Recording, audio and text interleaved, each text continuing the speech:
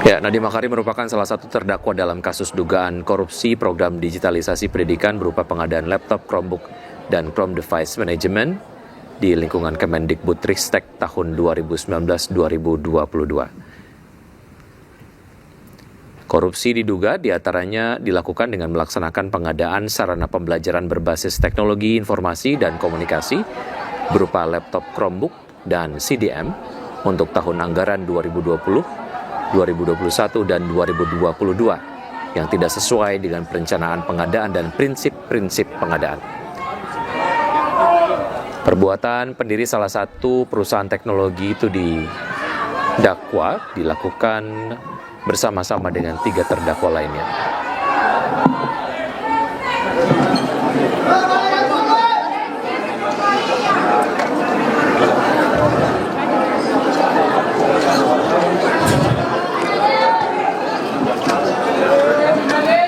Assalamualaikum warahmatullahi wabarakatuh.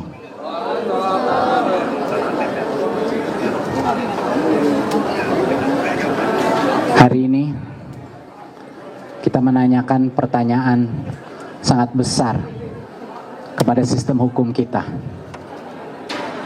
Kita menanyakan apakah kebenaran, apakah keadilan masih ada artinya. Dan hari ini terjawab. Semua fakta-fakta pengadilan diabaikan. Saya divonis 10 tahun plus 5 tahun, jadinya 15 tahun. Saya divonis dengan fakta-fakta yang sangat tidak masuk akal.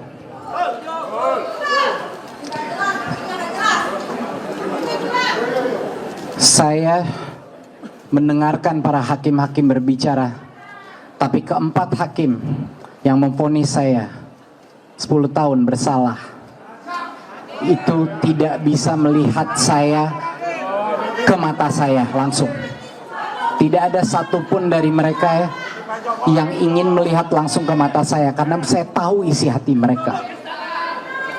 Mereka tahu saya tidak bersalah. Tetapi kebenaran keluar dari satu hakim yang punya keberanian untuk mengutarakan apa yang sebenarnya menjadi fakta-fakta persidangan. Ada satu dissenting opinion, Hakim Andi, yang telah membeberkan kebenaran secara lugas dan menyebut saya harus bebas tanpa syarat.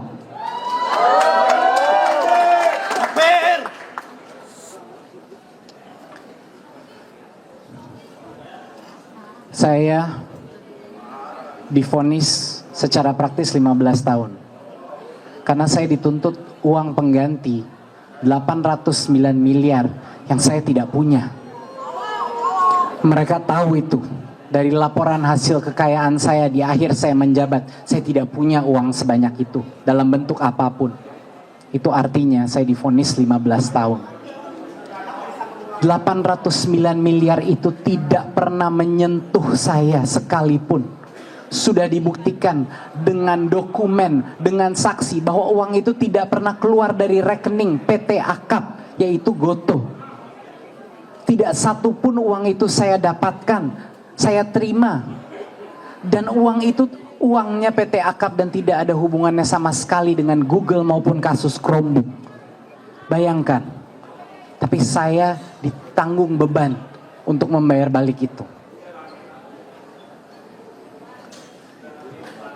Saya sudah tidak tahu apa kata-kata yang bisa saya ucapkan untuk menjelaskan perasaan saya pada hari ini. Belum pernah ada kasus di mana jutaan orang menyimak setiap fakta persidangan. Jarang sekali ada kasus di mana tokoh-tokoh anti korupsi semua serentak menyebut bahwa ini tidak ada unsur korupsinya. Pakar hukum, pakar undang-undang korupsi, bahkan ketua tim perumus undang-undang tipikor membilang saya harusnya bebas. Jadi saya sudah tidak tahu lagi mau minta tolong ke siapa? Di mana saya bisa mendapatkan keadilan? Harapan saya satu-satunya adalah kepada masyarakat Indonesia. Harapan saya satu-satunya adalah kepada setiap orang yang masih percaya kebenaran ada artinya dalam negara ini.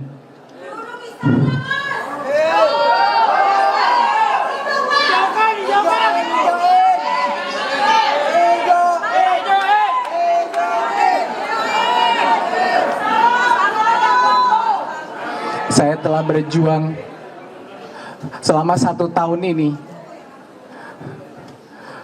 untuk membuka semua kejujuran yang telah kami lakukan. Semua niat baik yang telah saya dan tim saya lakukan di masa kementerian sudah kita jelaskan. Tapi seolah-olah tidak ada artinya. Mana keadilan? Allahu Akbar. Allahu Akbar.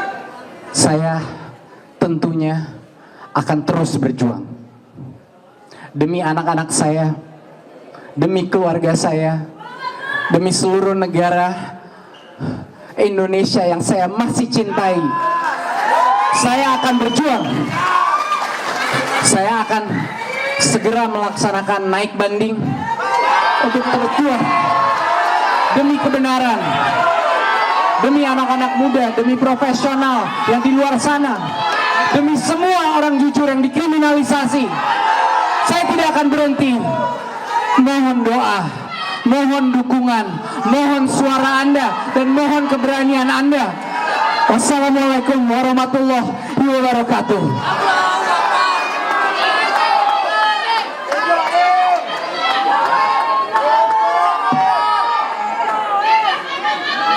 Assalamualaikum warahmatullahi wabarakatuh. Baru saja kita menyaksikan pengadilan proses putusan terhadap Nadiem Anwar Makarim. Saya percaya bahwa putusan ini bukan cerminan penegakan hukum dan sistem pengadilan di Indonesia.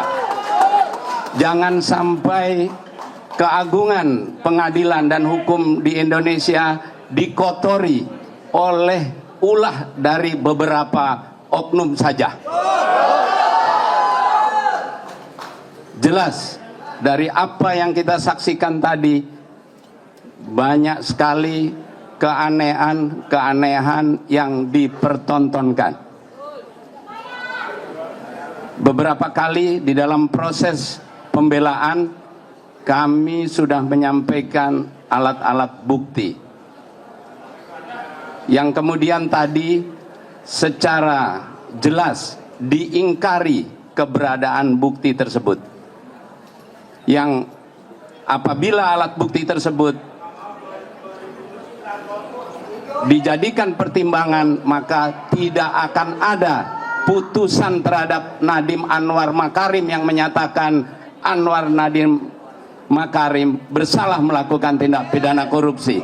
Tapi dengan sengaja alat bukti tersebut tidak mau dipertimbangkan dengan alasan tidak pernah diperlihatkan di dalam pengadilan. Kita bisa putar di dalam proses persidangan, ada rekamannya. Semua alat bukti itu ada. Dan terhadap tindakan ini maka kita akan menempuh jalur hukum sesuai dengan apa yang diatur di dalam perundang-undangan mengenai adanya obstruction of justice, menghalang-halangi keadilan. Jadi kami akan melakukan tindakan hukum tersebut. Yang kedua, jelas tadi kami tidak diberikan pertimbangan untuk merespon putusan sebagaimana di dalam proses persidangan yang biasa. Kita tidak diberikan kesempatan untuk menyampaikan banding di dalam persidangan. Ini juga sesuatu yang perlu dicatat. Tetapi percayalah, ini bukan potret penegakan hukum di Indonesia yang sebenarnya. Ini hanya orang-orang tertentu saja. Ya. Jadi tetap percayalah kepada penegakan hukum di Indonesia, karena kita akan proses, kita akan lakukan respon terhadap putusan ini, kita akan ajukan banding, dan kita akan lakukan tindakan hukum yang seharusnya untuk menegakkan keadilan, untuk melawan tindakan-tindakan yang merintangi keadilan. Karena kita diberikan hak oleh undang-undang untuk mempertahankan keadilan, mengungkapkan kebenaran. Terima kasih. Baiklah, terima kasih kawan-kawan.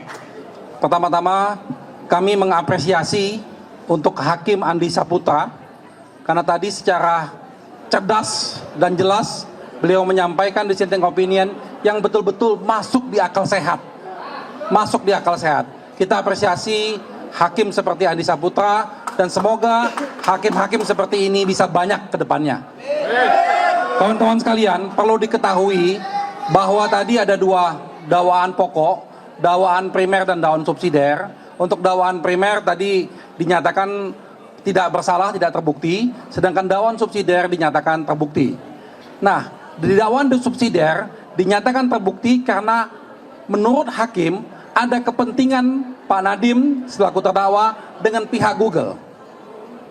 Padahal perlu diingat, sejak awal di persidangan ini kita sudah menunjukkan fakta-fakta tidak ada kepentingan tersebut.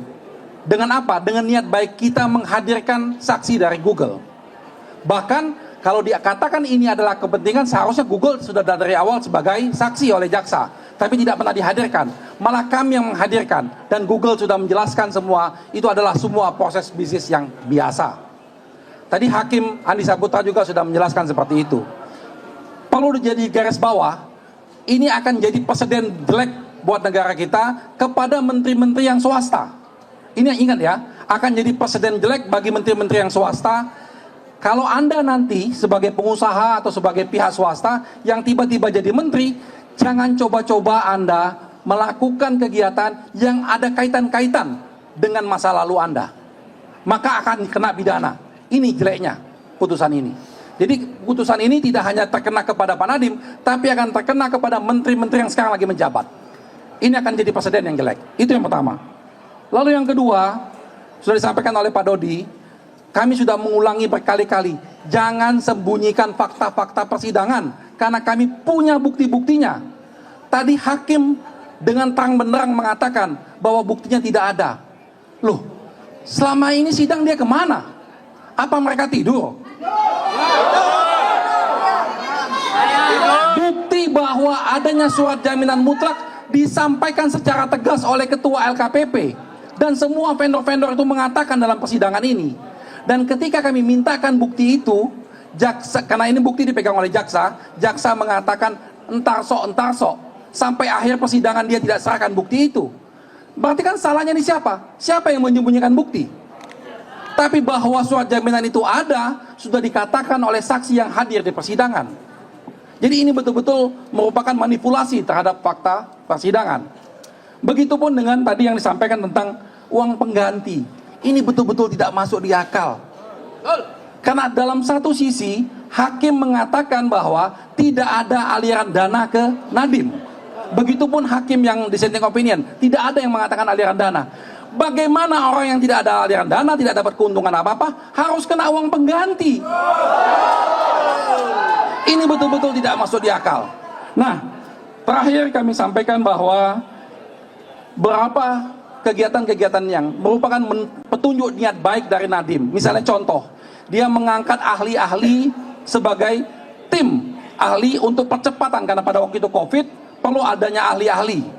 Itu dianggap sebagai niat jahat oleh hakim. Bayangkan, ini fatal buat akibatnya ya. Jadi ke depan, kalau pemerintahan saat ini mengangkat tim-tim ahli, maka tunggulah, putusan ini akan digunakan kepada pejabat-pejabat yang sekarang. Itu bahaya sekali. Lalu Nadiem juga punya niat baik, karena kekurangan membayar untuk negara tidak mampu membayar secara cocok kepada ahli-ahli tersebut, dia mengeluarkan dana-dana pribadinya, itu juga dianggap niat jahat. Ini betul-betul fatal cara pemikiran seperti ini. Nah, jadi kalau dikatakan tadi oleh rekan jaksa penuntut umum tidak ada kriminalisasi, inilah bentuk kriminalisasi itu. Inilah bentuk kriminalisasi yang nyata-nyata ada. Oleh karena itu, secara tegas kami akan mengambil tindakan hukum. Selain daripada banding, kami akan membuat laporan kepada Komisi Yudisial dan kepada penegak hukum lainnya untuk melaporkan hakim ini. Terima kasih.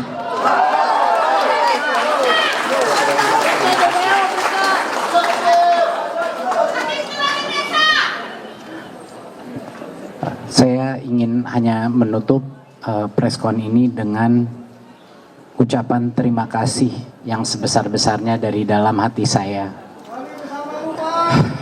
Yang pertama, kepada istri saya yang telah memikul beban terbesar dari seluruh kejadian ini.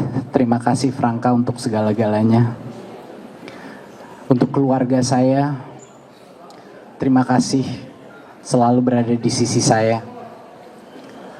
Untuk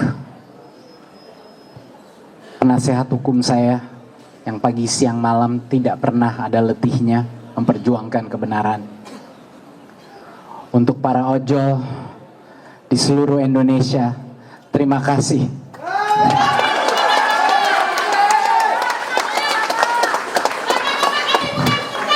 Kami bersamamu. Salam satu aspal. Untuk para guru-guru se-Indonesia, saya juga ingin ucapkan terima kasih yang sebesar-besarnya. Karena berkat Anda dan suara Anda, kenyataan di lapangan mengenai pemanfaatan Chromebook maupun hal-hal lain yang berhubungan dengan digitalisasi pendidikan terbuka. Dan saya ingin mengucapkan terima kasih juga kepada semua tokoh-tokoh masyarakat, semua pakar hukum, semua pegiat anti korupsi, dan semua teman-teman yang telah bersuara, berani bersuara di situ. Tim media yang luar biasa, teman-teman rekan media yang hadir di sini, yang saya bisa melihat dari muka-muka teman-teman bahwa kasus ini udah bukan mengenai saya lagi. Kasus ini menyentuh hati semua orang, karena yang dipertaruhkan adalah masa depan negara kita. Itu. Sekali lagi terima kasih. Saya akan terus berjuang, tapi saya harap teman-teman juga akan terus berjuang. Terima kasih.